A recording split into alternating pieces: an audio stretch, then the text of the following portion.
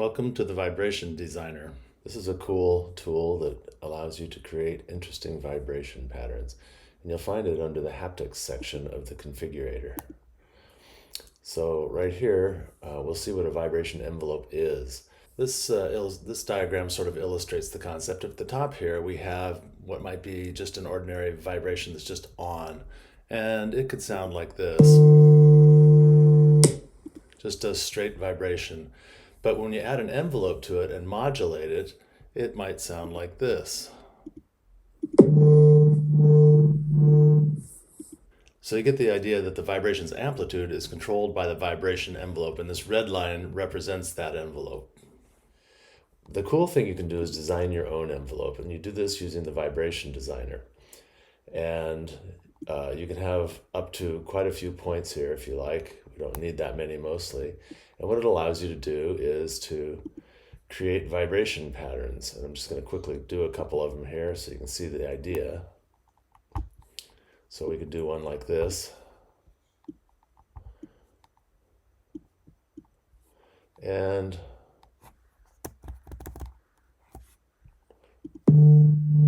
it sounds like that.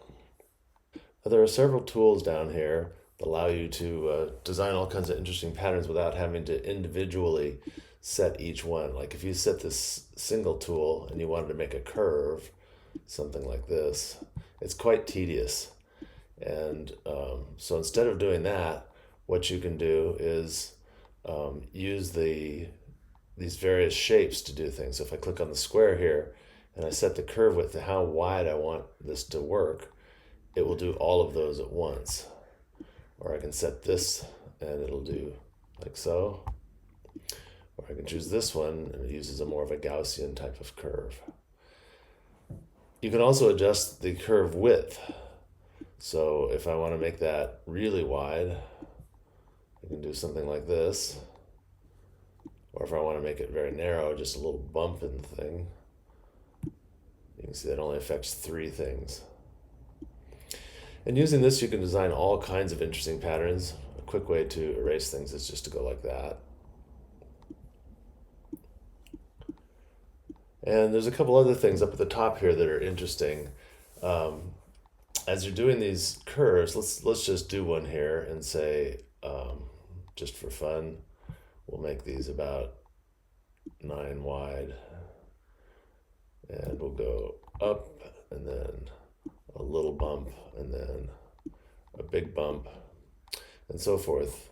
And we can play that. There's this play button down at the bottom. Just gives you an idea what your vibration is going to sound. Your ear interprets it a little differently than it would be if you touched it, but you get the idea. Like that. We can also set the duration. So if I set this, that was at 1.5 seconds. If I set it at 3 seconds, it's the same thing, but it'll stretch it out a bit. Or I can, of course, make it shorter.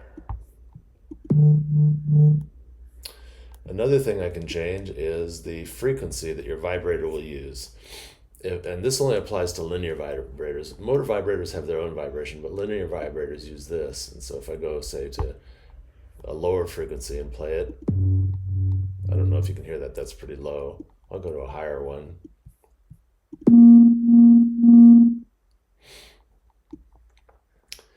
And of course, you've already seen me change the length of the thing. You can go up to quite a number of points here. It's generally not necessary, but you can go up to about 60 points if you want to have a really complicated pattern that you want to do. And one thing to note is that you almost never do that. And I'll just show you one example. Let's erase that and start over. Let's say I just wanted to do that sawtooth wave or a square wave, the continuous on-off. You could do a really simple one of those with just 2 points, on, off. Whoops, I have to select this guy. And off, and that will, you won't hear much here because it only plays it once, but if you put that on your pattern, it would go on, off. So you only need 2 points to do a really simple pattern. Another feature I should point out is this repeats or single then stop. If you click on repeats, then when your pattern plays, it'll once it reaches the end, it'll start over again. If you click single then stop, then your pattern will play once and stop.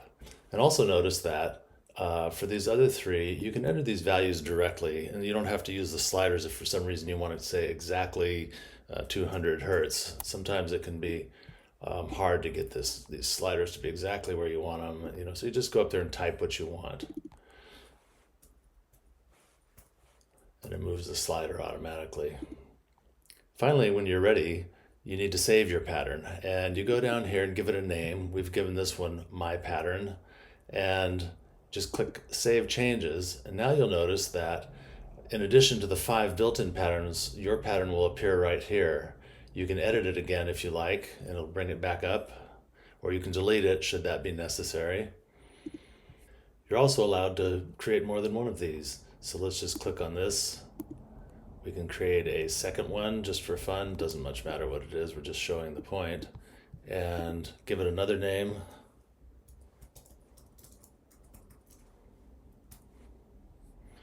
And save that, and now we have 2 of them. Once you've created these, you can use them on any channel. They're not just restricted to the channel you use. So we're on channel 1 right now. Let's go to channel 2, and you see that these 2 patterns appear there also. So I can select one of these for channel 1 and one of these for channel 2.